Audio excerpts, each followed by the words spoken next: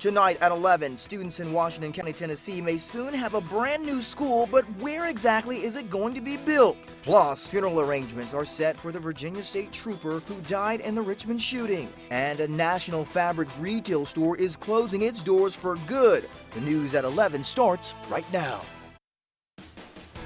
News Channel 11 starts right now with breaking news. That breaking news is coming out of Carter County tonight. A major traffic alert to pass along to you near the Tennessee and North Carolina borders. I just got off the phone with Carter County Dispatch, and they are telling me that crews are working to clean up a rock slide on Highway 19 East. Southbound lanes are closed, but the northbound lanes remain open tonight. There's no word on any injuries at this time. Now, we've reached out to TDOT. We're waiting to get more information from that agency. As soon as we do, we'll be sure to pass that along to you. You can continue to check our website, WJHL.com. Dozens of Trump supporters gathered and rallied in Nashville today. The group of supporters gathered outside the building where a meeting of the Tennessee Republican Party State Executive Committee or the SEC chanting, "We want Trump." On Friday night, the state director for Donald Trump's campaign emailed supporters alleging that the Tennessee Republican Party chairman Ryan Haynes planned to appoint anti-Trump delegates. In Saturday's meeting, a predetermined slate of 14 delegates was submitted to the SEC committee for a vote. Haynes' decision on who to appoint as delegates caused a heated debate. Ultimately, the SEC voted to approve them. Students in Washington County, Tennessee are one step closer to having a brand new school, but the school's exact location is still up in the air. The Board of Education has narrowed it down to 3 potential sites: the Snyder property near Free Hill Road, the Young property across from Bob Evans Restaurant, and the Williams property located right next to the Ridges neighborhood. Architect Tony Street says there's a lot that goes into deciding which site is the best fit. We like to find out if there's available utilities. Is there water available? Is there sewer available? And then we look at things like access. How are we going to, what's the vehicular access going to be to the property? And also topography. The Jonesboro Board of Mayor and Aldermen is also looking to build a K-8 school here off of Bones Creek Road. Last year, they pushed for a new school, but the county rejected their proposal. The Washington County board members are set to make a decision in the next couple of weeks.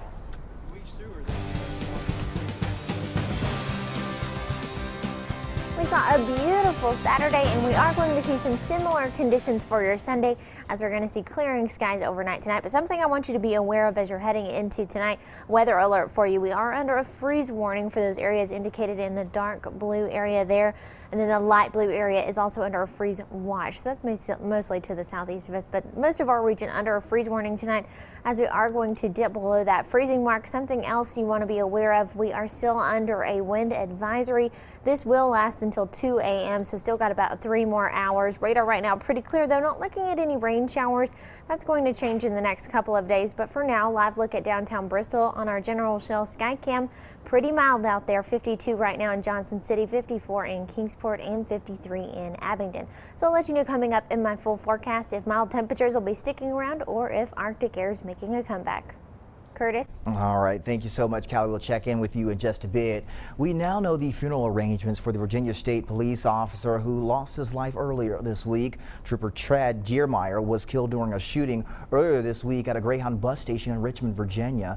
Visitation will take place on Monday from 3 p.m. until 5 p.m. and 6 p.m. to 8 p.m. at Liberty Baptist Church in Hampton, Virginia. Diermeyer's funeral will take place Tuesday, April 5th at 11 a.m. also at Liberty Baptist Church in Hampton. A private graveside burial will take place in Gloucester County after funeral services. Also on the crime watch, police arrested Stephen Scott Fair on charges of aggravated domestic assault, according to the police report. After a verbal altercation with a victim, the victim ran to her room and locked the door. Fair broke down the door, punched the victim, and choked her. He then picked up a wooden post and struck her in the back. Fair is being held in the Washington County Detention Center on a $50,000 bond. He'll appear in court on Monday.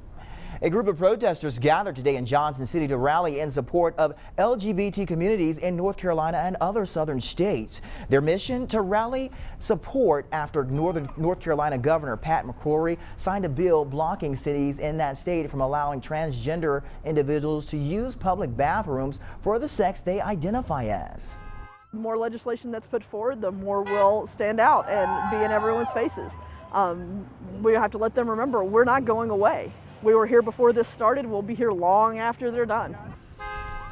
Sluter said they were also watching to see what happens with a similar bill in Mississippi that would let government employees and private businesses cite religious beliefs to deny services to same-sex couples who want to marry. Race Week is just 2 weeks away, and crews are putting the finishing touches on the construction of Colossus. The largest center-hung outdoor television is on schedule to be finished Friday. It will feature 4 high-resolution screens, which will bring Colossus to weigh 400,000 pounds.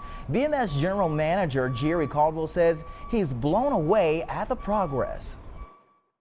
You can't get a feel for it until you walk in here and you see that there truly is a 3-story building that's basically suspended over the top of the racetrack. It's a engineering marvel, and I know the race fans are going to be blown away.